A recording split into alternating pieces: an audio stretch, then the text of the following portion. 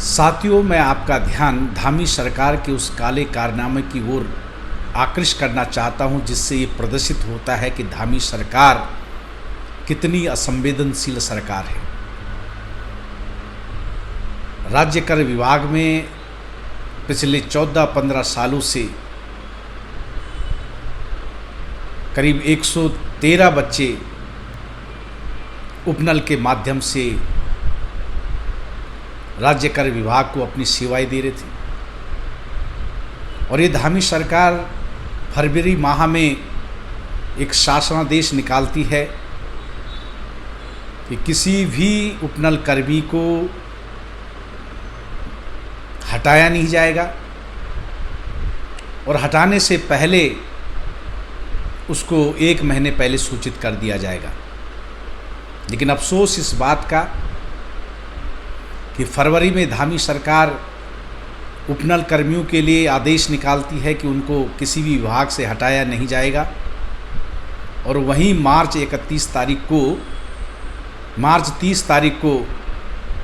धामी सरकार राज्य कर विभाग के लगभग 113 कर्मचारियों को बिना नोटिस के हटा देती है। और वो उन कर्मचारियों को जिन्होंने अपनी जवानी के महत्वपूर्ण समय 10-10, 12-12 हज़ार रुपये में नौकरी करके राज्य कर विभाग को दिए और राज्य कर विभाग में सैकड़ों करोड़ रुपए जमा करवाए। जब सरकार को उनकी आवश्यकता थी तो 12-12, 13-13 साल तक 10-10, 12-12 हज़ार रुपये में सरकार ने उनकी सेवाएं ली। और 12 साल बाद सरकार को याद आता है कि अब राज्य की आर्थिक स्थिति सुदृढ़ हो गई है, तो हमें इस विभाग में परमानेंट नियुक्तियां निकालनी है। और सरकार परमानेंट नियुक्ति निकालती है। और उसके बाद उन पदों के सापेक्ष जो उपनल कर्मी 113 उपनल कर्मी रोजगार पा रहे थे, उन्हें बिना कारणवश हटा दिया जाता है। और एक ऐसे समय में जब 13-13, 12-12 साल उन्होंने अपनी महत्वपूर्ण सेवाएं बिक्री कर विभाग को राज्य कर विभाग को दी थी, आज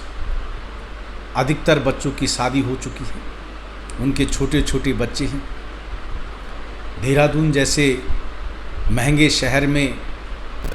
छोटे छोटे कमरे किराए पे लिए हुए हैं। आज उनके सामने किराए का संकट, बच्चों की फीस का संकट और अपने भविष्य का संकट गुजर रहा है। वो बच्चे, वो उपनल कर्मी नैनीताल हाई कोर्ट में जाते हैं। हाई कोर्ट की सिंगल बेंच उनके मानवता के आधार पर उनके पक्ष में फैसला सुनाती है,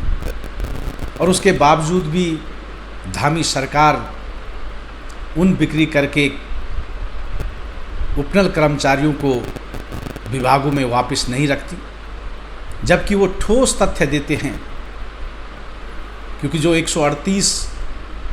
पदों के सापेक्ष जो परमानेंट नियुक्तियां हुई थी, उसमें से केवल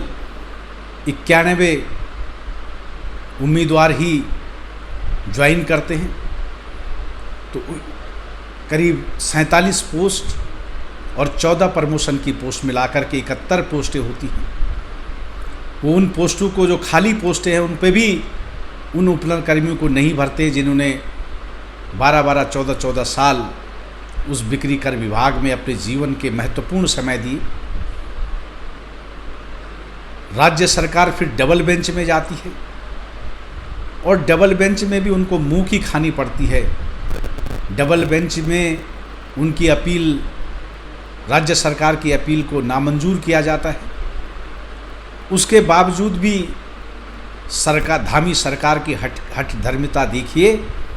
कि वो न्यायालय के आदेश का पालन नहीं करती। बाद में वही उपनल कर्मचारी कोर्ट ऑफ कंटेम्प्ट राज्य सरकार और अपने विभाग के प्रति लगाते हैं, और कोर्ट ऑफ कंटेम्प्ट में जब जस्टिस तिवारी साहब राज्य सरकार के अधिकारियों को फटकार लगाते हैं कि अगर आपने 5 तारीख तक इनको ज्वाइनिंग नहीं दी तो इसके परिणाम आपको भुगतने पड़ेंगे, और उसके बाद राज्य सरकार को मजबूरन 71 कर्मचारियों को पुनः रखना पड़ता है। कोर्ट ऑफ कंटेम्प्ट में न्यायालय के आदेश के बाद, और उसके बाद जो बाकी कर्मचारी जो कोर्ट ऑफ कंटेम्प्ट में के दायरे से बाहर रहते हैं, वो कोर्ट ऑफ कंटेम्प्ट में नहीं जाते, वो आज भी दर दर की ठोकरें खा रहे हैं। और अभी सूचना मिली है कि राज्य सरकार कोर्ट के खिलाफ, हाई कोर्ट के खिलाफ भी उन उपनल कर्मियों की जिनके पद रिक्त पड़े हैं उनको बाहर करने के लिए ईडी चोटी का जोड़ लगा करके एसएलपी सुप्रीम कोर्ट में डाली हुई है। इससे दुर्भाग्यपूर्ण बात क्या हो सकती है कि जो कर्मचारी 8-8, 10-10 हज़ार रुपये में नौकरी कर रहे हैं, राज्य सरकार उनको बाहर करने के लिए लाखों रुपए फीस सुप्रीम कोर्ट के वकीलों को देने पे तुली हुई, लेकिन उन उपनल कर्मियों के बच्चों की किलकारियाँ उन्हें नहीं सुनाई दे रही है, उनकी पीड़ा उनको नहीं सुनाई दे रही है, जिन्होंने उनके विभाग को